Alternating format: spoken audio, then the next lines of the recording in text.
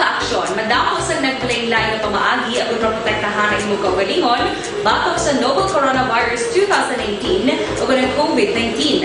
Isa sa mga pinaka-importante ang regular, safe, and effective hand hygiene gamit ang habon kag tubig o ng alcohol-based hand rub.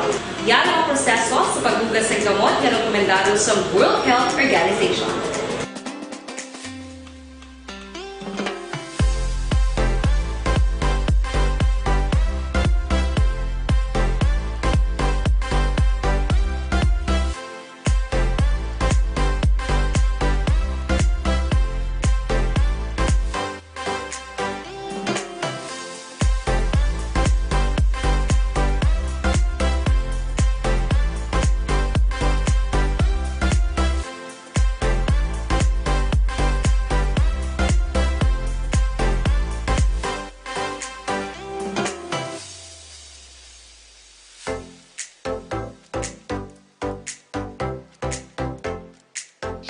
Balitang Bayan, Numero 1.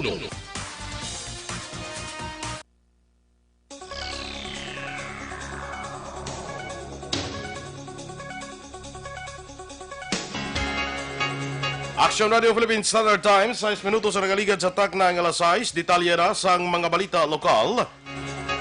Ginapangita karon sa mga kapulisan ang timbang sa pamilya Nolen. Sagod may imbestigahan may angot sa natabong ang pagpangawat kapag patay sa isa ka Belgian national tinikdan ng Miyerkules ang kagahon sa Villa Angela Subdivision, Barangay Villamonte, siyudad sang Bacolod. Ginpahayag ni Bacolod City Police Office Director Police Colonel Henry Binias, isa ka adlaw antes na natabo ang pagsulod sa mga kawatan sa puloy-an sa mga Nolens. Ginaligar nga nagpauli ang timbang nga babae sa ilang lugar sa Banwa sang Kawayan. Ang timbang nagatrabaho pagid lamang sa mga asawa sa sulod sa isa ka bulan. Gintunguan sa kapulisan nga mag-contact pagi sa cellphone ng timbang agud makuhaan sang pila ka mga impormasyon. Sa unang abes, nagsabat pang timbang apang gilayon man ng patay ang tawag. Sa karon hindi na makontak pa ang cellphone numbers ng timbang. Nagpag-angot na si Binyas kay Police Major Lowell Garinganao sang Kawayan PNP. Sunod naman kay Garinganao, una nga nakitaan sang pila ka mga informant sa kapulisan ng timbang sa Kawayan proper. Ginpadulungan naman sa kapulisan ng puloy-an sa timbang apang nahibuluan nga wala ini nakapauli. Naghinyo na si Garinganao sa mga opisyalis sa barangay nga gilayon mapag-angot sa kapulisan kung makitan sa lugar ang timbang. Nagtukod ang Bacolod City Police Office ang Task Force Nolens kasunod sang pagpatay sa isa ka Belgian national nagligad nga Miyerkules, Hunyo 17, 2020. Sunod kay Police Major Charles Hever, ang hepe sang Police Station 4 sa meeting nga ginpatigayon sa tung Hunyo 18 ang ginpamunuan ni BCPO Director Police Colonel Henry Binias. Gintukod ang Task Force ni Nolens o ang Task Force Nolens sa tuyo nga masulbar ang kaso sang pagpangawat kag pagpatay kay Carl Nolens. Dugang pa ni Hever ang Task Force Nolens sa ginabug-usan sang BCP Operations Intelligence Unit kag PCR nalakip man sa Task Force ang CADG, SOCO, IDMU kag ang mga kapulisan sa idalom sang Police Station 4 nga mga magapadayon sa investigasyon kag magapangita sang dugang nga mga ebidensya. Ginmanduan man ni Colonel Henry Binias ang mga ini nga magpatigayon sang maid-id nga investigasyon para sa madasig nga pagsulbar sang kaso.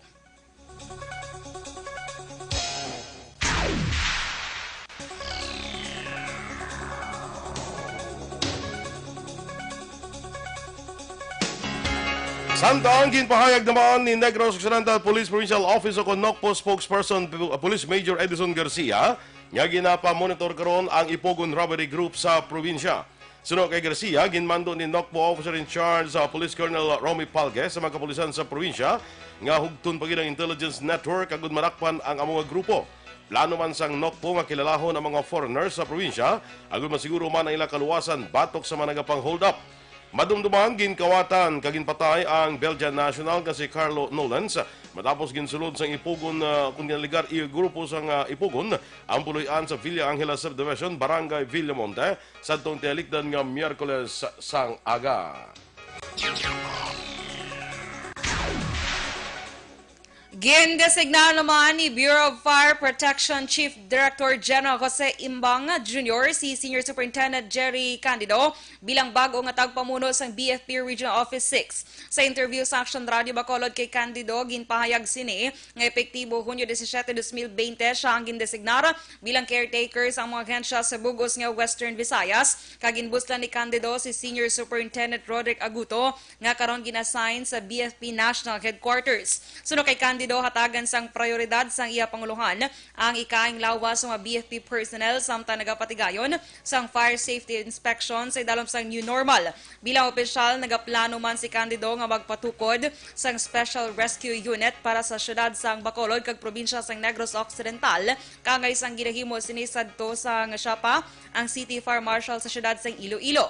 Si Candido ang nangin Bacolod City Fire Marshal man sadto antes na promote sa mataas pang ranggo tubtub na labot ang posisyon nga Directorate for Logistics sa BFP National Headquarters antes ginassign bilang bagong matag pamuno sa BFP Regional Office 6. The firefighters, I assume the function sa office of the Regional Director 36 and malamay na po paano ang leadership style ko and they know how to adapt with my style. No? And to the people of Region 6, especially in Bacolod City, of course, I am now a resident of Bacolod City. But it's assured that the firefighters, the Bureau of Fire will continue doing their basic functions. Kabayan sa pahayag ni BFP Region 6 Head, Senior Superintendent Jerry Candido. Nagbato naman sang cash assistance ang apat ka mga miyembro sang New People's Army nga nagbalik na sa sabak sang gobyerno. Suno kay Negros Occidental Police Provincial Office ako NOCPO spokesperson Police Major Edison Garcia sa panguna ni Negros Occidental Governor Eugenio Silacson kay iban pang opisyal hinatagan ang mga anay NPA sang tag 15,000 pesos. Duwa man ni Garcia, ini ang inisyal pa lamang bangon makabaton pagid sila sang palangabuyan, balay kag dugang pagid nga mga kantidad. Ini ang programa sang gobyerno nga bulig sa managsungka nga NPA paagi sa Enhanced Comprehensive Local Integration Program o kung ECLIP. Angot sa palayag pa ni Garcia nga si NOCPO Officer in Charge Police Colonel Romy Palge nagapanawagan pa sa iban nga aktibo nga NPA nga magsungka agud na nga makabaton man sang kaangay nga assistance. So, kung ano yung background nila before or ano yung skills nila, pwede nating ibigay sa kanila na trabaho na pinaprovide yan through the livelihood project na na in-offer ng ating gobyerno.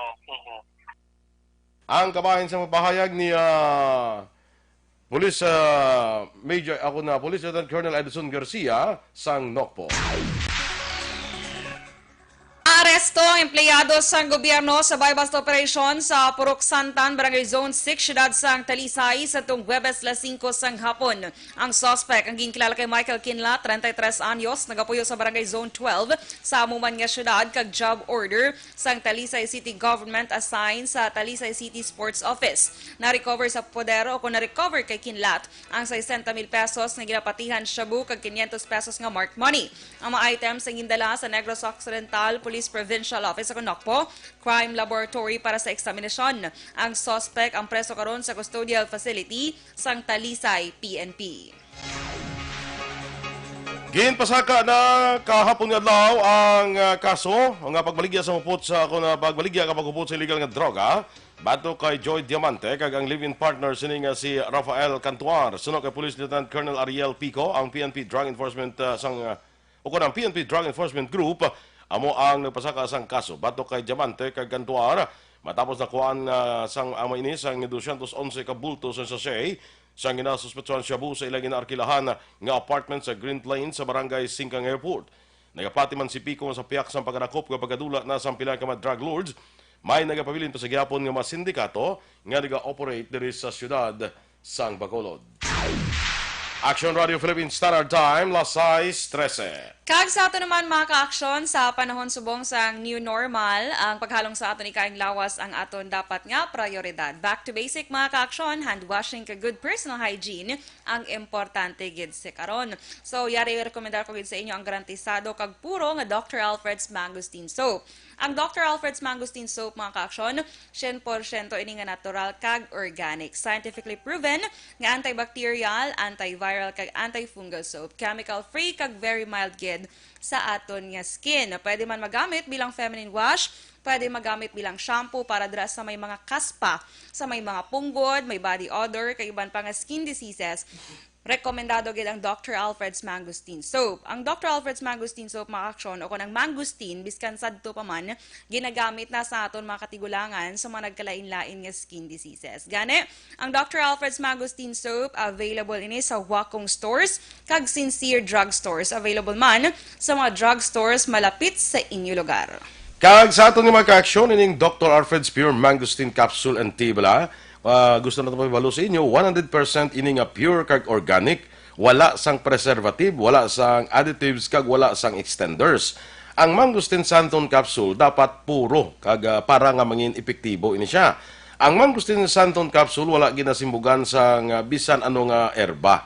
Dapat puro kag organic. Kag sa patuon sa mga scientists dito sa Chandler Medical Center, University of Kentucky, ang santon nga duna sa prutas ang mangosteen kung simbugan mo sang kung ano-ano nga mga herba, magatuga ini sang antagonistic effect sa molecular structure sang santon compound kag maguba ang healing properties nga na duha o kung duna sa prutas sang mangosteen. Madula man ang iyas nga pagka-epektibo. Gani dapat puro kag organic ang mangosteen capsule agud makuha gid nimo ang 100% health benefits sang mangosteen. Amo na nga gina-emphasize naton sa inyo nga ang Dr. Alfred's Pure Mangosteen Capsule puro ini kag natural, wala sang preservatives, himo iya sa pure mangosteen. Mabakal naton ang capsule sini sa tag napulo ka pesos lang. Kag ang Dr. Alfred's Pure Mangosteen Tea tag 18 ang kada tibag. Pwede matimpla sa 1 ka litro nga tubig agud makahimo sa 1 ka litro nga Dr. Alfred's Pure Mangosteen Tea para sa bilog nimo nga pamilya. Mabakal naton sa tanan nga sangas ang Sincere Drug Store, Wacom Chinese Drug Store, Consuelo Drugs kag iban pa nga mga outlets. Ang Dr. Alfred's Pure Mangosteen Capsule kag Dr. Alfred's Pure Mangosteen Tea.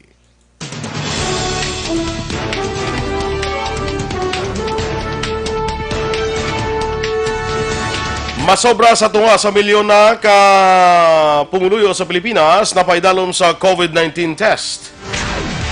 Samtang DSWD ginaabi-abi ang patayunon nga investigasyon sang Kamara angot sa delay sa pagpanagtag sang Social Amelioration Program. Ang detalye sa mga balita nasyonal sa magulik sang Aksyon, Balitang Bayan, Numero 1. Live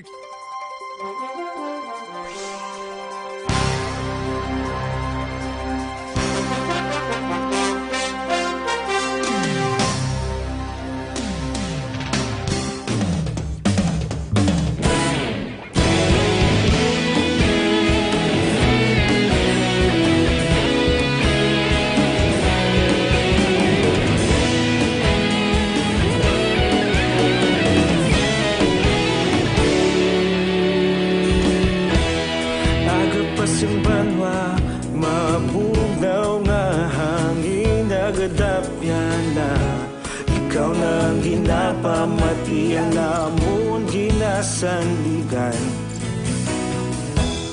tingog sang probinsya kamatuuran ginapalap na minsay nga may dala paglaom kag kasanag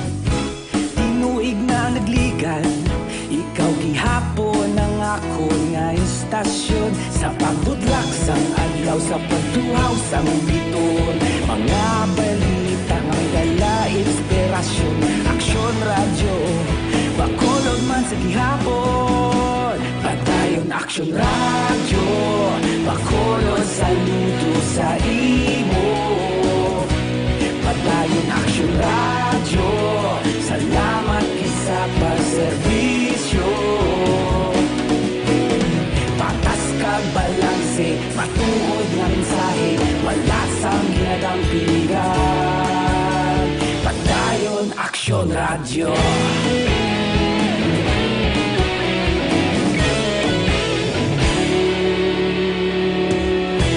pagkulong nun kag negosanon inyong pamatian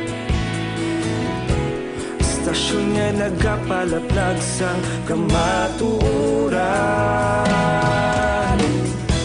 mabakod nga prinsipyo reporter handa sa serbisyo kahapon karon Pag sa gihapon kita magapadayon. Tinuig na nagligan, ikaw gihapon ang ako nga estasyon. Sa pagbutlak sang adlaw, sa pagtuhaw sang bituon, mga balita na may dala inspirasyon. Aksyon radyo, bakolon man sa gihapon. Madayon Aksyon radyo, bakolon saludo sa imo. Padayon Aksyon radyo, salamat kit sa pagserbisyo. Patas kag balanse, matuod na mensahe, wala sa ginadampilikan. Padayon Aksyon radyo. Una sa balita, una sa aksyon. Aksyon! Balitang Bayan, numero 1. Aksyon Radio Philippines Standard Time, las 6:20, detalye na sang mga balita nasyonal. Naglambot na sa 28,459 ang kumpirmado ang kaso sa COVID-19 sa Pilipinas. Sa Department of Health COVID-19 Bulletin sang kahapon nga adlaw Hunyo 19, naka-record sang 661 ka panibago nga mga kaso, 288 naka-recover, samtang 14 ang nagkalamatay. Sa karon, 7,378 na ang recovered patients, samtang nagdangat na sa 1,130 ang nagkalamatay. Mas sobra to nga sa milyon ka mga individual na ang ginpaydalom sa COVID-19 test. Suno kay Secretary Carlito Galvez Jr., Chief Implementer sa National Plan Against COVID-19, 553,197 na ka mga tao ang ginpaydalom sa test. Dugang pa nalambot naman sa Pilipinas ang record high nga kapin 15,000 ka actual test ngin patigayon sa tungod 16 kag nagalaom nga mas magdamo pa ang mga mapaydalom sa test kung mag-abot ang supply chain masunod nga semana. Palayag pa ni Galvez, 230,857 ka RT-PCR test ang makatest sa 8,544,282 ka mga individual ang maabot madason nga semana. Sa karon ang Pilipinas ang mayara na sang 46 ka certified RT-PCR laboratories kag 16 ka gene expert laboratories. May ginisyo ng accreditation ng Department of Health sa molecular laboratory sa Philippine Red Cross sa Subic. Ang Red Cross Laboratory sa Subic ang mayara sang polymerase chain reaction machines nga makaproseso sang 2,000 ka swab samples sa kada adlaw. Bangod sa accreditation sang DOH, ang Red Cross ang may kapasidad na sa karon nga magpatigayon sang 16,000 ka test sa kada adlaw. Sunod kay PRC Chairman Senator Richard Gordon, dako mabulig sini sa pagpadasig sang testing capacity sang pungsod. Ginpaydalom sa partial lockdown ng main office ng National Bureau of Investigation sa Manila matapos napatay ang isa ka preso bangod sa COVID-19. Sunod kay NBI Deputy Director Ferdinand Lavin, gindala ang nasambit nga preso sa tung Domingo kag napatay ini sa tung Martes. Ang preso amo isa ka senior citizen kag nabaluan nga may 5 ka iban pa nga preso subong man ang NBI personnel ang nagpositibo sa ginpatigan nga rapid antibody test. Ginpasiguro ni Lavin nga mayara sang ginapreparar nga isolation rooms para sa mga preso nga nagpositibo pa sa COVID-19. Sa karon, hindi mag-akomodar sang walk-ins ang ila opisina. Gina problema sa karon sang Lapu-Lapu City Hospital ang kakulang sang hospital bed kag oxygen tanks para sa mga pasyente labi na nga nagapadayon ang pagdamo sang kaso sang COVID-19 patients. Sunod kay Duran May Rondina, ang hospital ang mayara lamang sang 14-bed capacity para sa COVID-19 patients, samtang ang iban nga mga pasyente ang ginaakomodar sa tents nga ilagid tukod sa guwa sang ospital. Sunod naman kay Dr. Ronald Oporto, ang administrator sa ospital, sa sunod sa isa ka semana, mas nagadamo ang nagapa-admit sa ospital ilabi na ang mga pasyente nga may sintomas sang COVID-19 apang may kabudlayan sa pag-akomodar bangod kulang ang ila nga pasilidad. Ginaabi-abi naman sa Department of Social Welfare and Development kung DSWD Undersecretary Glenn Paque ang patigayon ng investigasyon sa Kamara agot sa ginaligar delay sa pagpanagtag sang ayuda sa idalom sang Social Amelioration Program o KONSAP. Sunod kay Paque, mag-umpisa ini sa masunod nga semana kag ila ini ginabi-abi bangod nagapati sila nga makabulig ini sa ahensya para mapa-improve ang ila pamaagi sa pagpanagtag sang ayuda sa mga apektado nga pamilya. Dugang pa isa man inika kay gaynan nga mapalayag man ang ilang nga bahin. Naibaluan nagapadayon pa ang distribusyon sa ikaduhang nga tranche sang SAP sa Davao, Caraga, Region 4B, Region 5 kag Region 9. Sa mga duwa manaton nga mga balita nasyonal, ginpahayag ni Department of Health Undersecretary Maria Rosario Vergere nga wala sa may nabaton nga formal communication ang DOH gikan sa Office of the Ombudsman. Rason nga hindi kinahanglan mag-leave ni DOH Secretary Francisco Duque III sa piyak nga ginapaidalom sa investigasyon. Sunod kay Vergere, wala sila sang may nakita nga rason nga kinahanglan maghalin sa pwesto o kung mag-leave of absence anay si Duque. Madumduman si Ombudsman Samuel Martires ang nagpalayag nga magapatingan sa investigasyon ng opisina batok sa pila ka opisyal sang DOH lakip na si Duque bangod sa ginelegar nga irregularidad sa amo nga ahensya.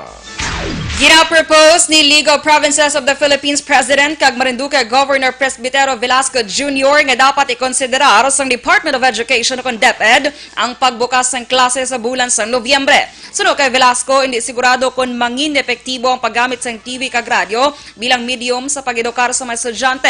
Dugang pa ni Velasco, ang mga estudyante kag ang ginikanan labi na ang yara sa 3rd, 4th kag 5th class municipalities ang wala sa kasarang nga magbakal sang cellphones kag laptops subong man ang pagpatukod sang internet connection para sa remote learning.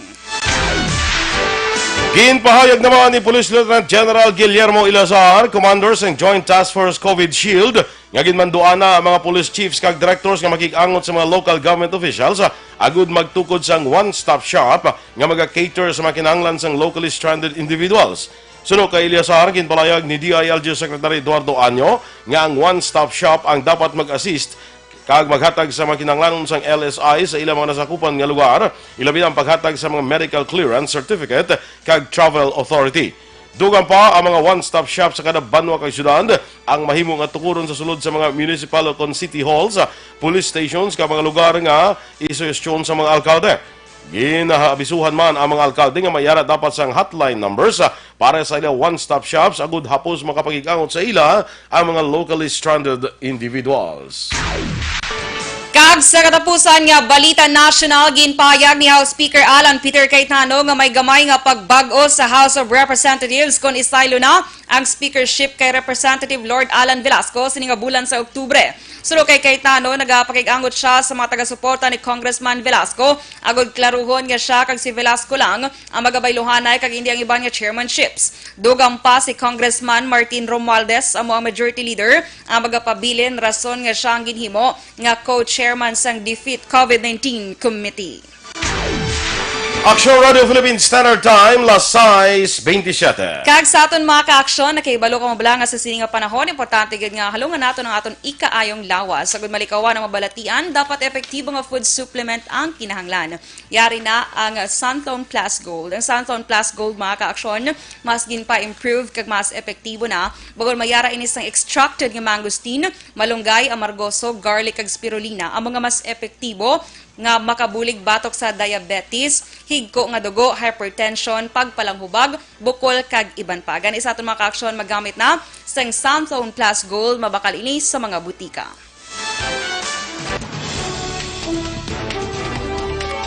Inyo ginpapatiya na aton mga balita diri sa Aksyon, Balitang Bayan Numero 1. Standby na sa Aksyon Report second portion, upod ka Aksyon, Fred Salanga. Balikay kita sa aton dugang mga balita sa Aksyon Balita Morning Edition, upod ka po sa inyo news team. Aksyon Dorel Cabatu. Kag Aksyon Boy Duran, una sa balita, una sa Aksyon, Sa Bacolod Aksyon Radio.